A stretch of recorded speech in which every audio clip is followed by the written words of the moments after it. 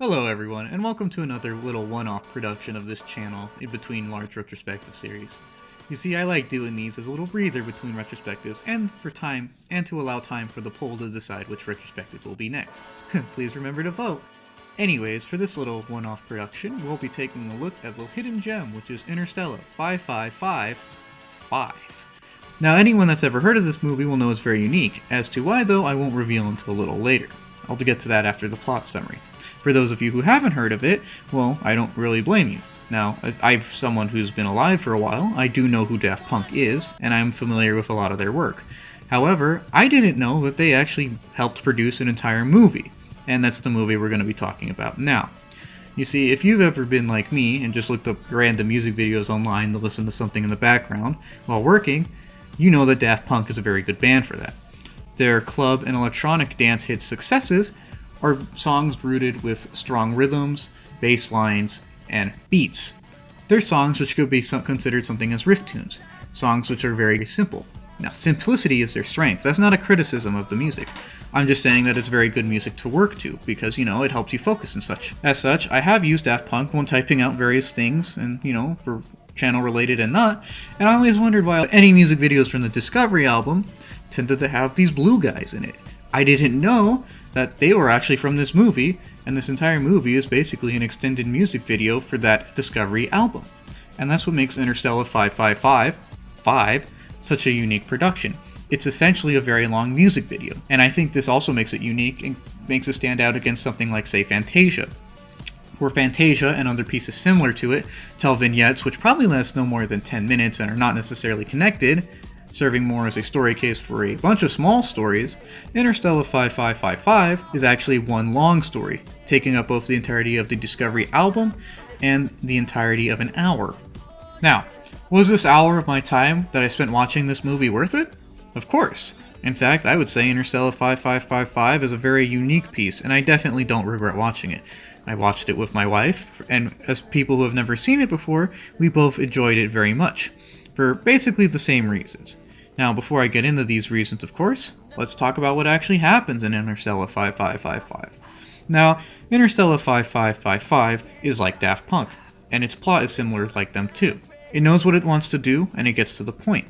It's not super complicated, and again, the simplicity is strength here.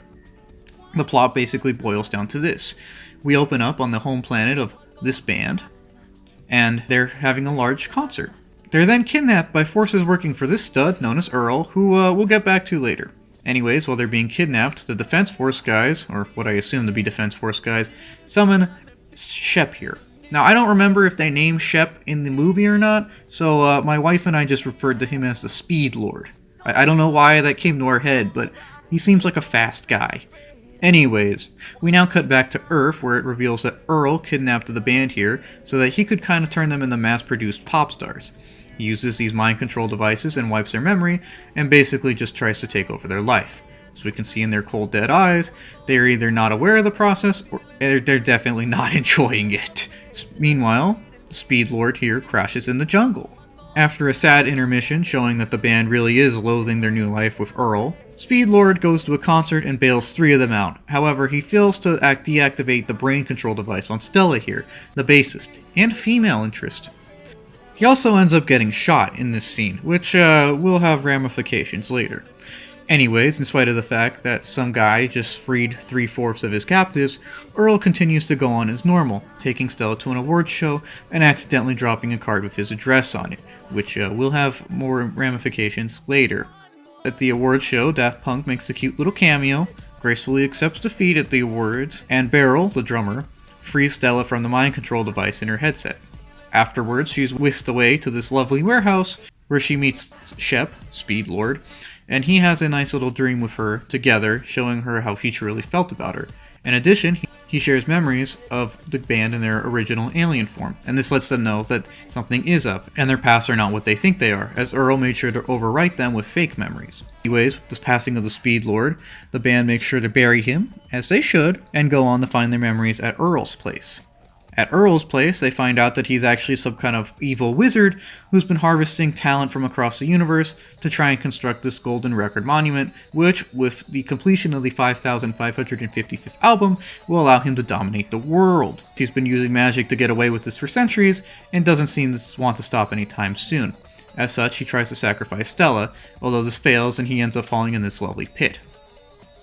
The group, now armed with the information of Earl's book, and seemingly no longer having to worry about him, thus decide to go to the record building, where they believe their memories are kept. Octave tries to bust in to get them, but fails ultimately, although his blue skin is revealed and this lets everyone know that something's up. As such, he's taken to the hospital, and the aliens' true status as aliens are revealed. With this in mind, an Earth, which has now come to love them and their music, decides to help the aliens out as they owe them for all their good times, and they decide to help them get home. Panels of scientists and construction workers and everyone else from across the world team up to get the band home in Shep's crashed spaceship. With the repairs complete, Earth sends them off in one last hurrah, thanking them for all their time. As the group heads to the wormhole, which will lead them back to their secret planet, an ominous being follows them though, and in the wormhole it is revealed to be the ghost of Earl, who has come to confront them and get his revenge. Luckily, the ghost of the Speed Lord is also around and fends off this cosmic evil, allowing the band to get home safely. Now home, the band can have another concert, this time in the memory of Shep, and as thanks to all the Earth people for their help. After all of this, the camera zooms out to show that this entire story and universe were inside the Daft Punk album itself. And this album is being listened to by this young man right here, showing us that there really is a universe inside every creative venture. With this, the screen fades to credits, and we hear the credit medley play. Now, I wanted to get the plot summary out of the way first, because I wanted to see if anyone could tell from any of the footage so far what makes this movie so unique. And the thing that makes this movie so unique is the fact that there's no dialogue. In fact, there's very little sound at all other than the music. And it's brilliant, really. As I mentioned earlier, Daft Punk's music's greatest strength is its simplicity and how catchy it is. Now, this movie is a kind of visual manifestation of it. No one talks, and I think I only noted about 4 instances of actual sound effects. There was a truck explosion in this scene, there was a car stop in this scene, like brakes, and there were 2 lightning strikes when they visited Earl's castle. Other than that, I don't think there was anything that wasn't actually in the actual album, i.e. almost all the sound came strictly from the album. And I think this is impressive that they were able to combine purely visuals with purely music, sync the 2 up, and make a piece of art that tells a story very well. Now again, it isn't the most complicated story, but as we can see in the lovely animations, it's definitely one full of passion and heart. Now the lack of dialogue does mean that extensive characterization is not necessarily possible, but the visuals are detailed enough and obvious enough to let us generally know how each character is. We know that Earl's a scumbag, we know that Shep is a brave guy, we know that the bandmates don't like being used as idols, and we know that the people of Earth love their music. Again, simplicity is strength with this movie, and I find it very fitting that the strength of the movie is the same strength of Daft Punk's actual production music. In line with this as well is the fact that this movie is basically a giant celebration of art. Art for art's sake, really. Now, Daft Punk is famous for their disguises, these robot helmets, but the real reason they wear them is to remain anonymous, so that they can focus on the music above all else. In fact, before the robot helmets, they used to just do reviews with bags on their heads. The point of this is that when they wanted to make music, they would do it to make music. So, when they wanted to make this production, they wanted to contact someone who knew animation for animation's sake. That's why they got Toei to do it. Yes, the Toei that made Dragon Ball.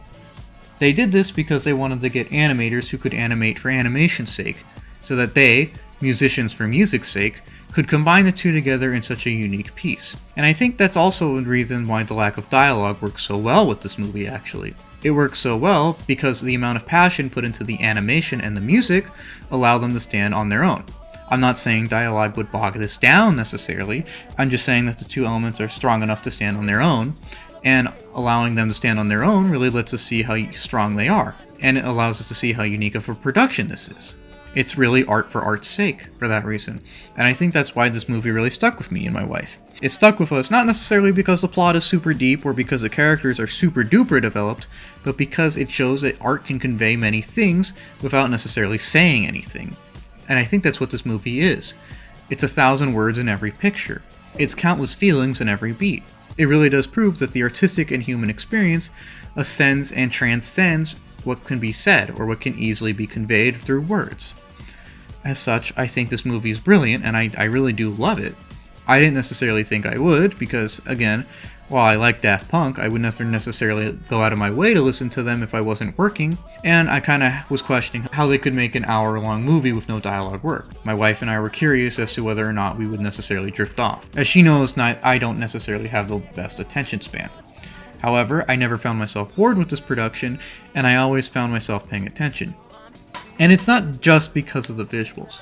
While the visuals do anchor it, the music itself is also very engrooving, and a lot of the visuals are synced up to the music. They're not just two separate things happening to play at the same time. Very often, they're two things that synthesize a single thing, this unique movie experience.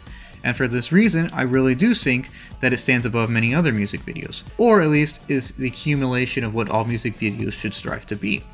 That is, a video put to music, which helps convey the artistic and human experience, and helps convey the merits of art to all of us, as it can make us happy and sad.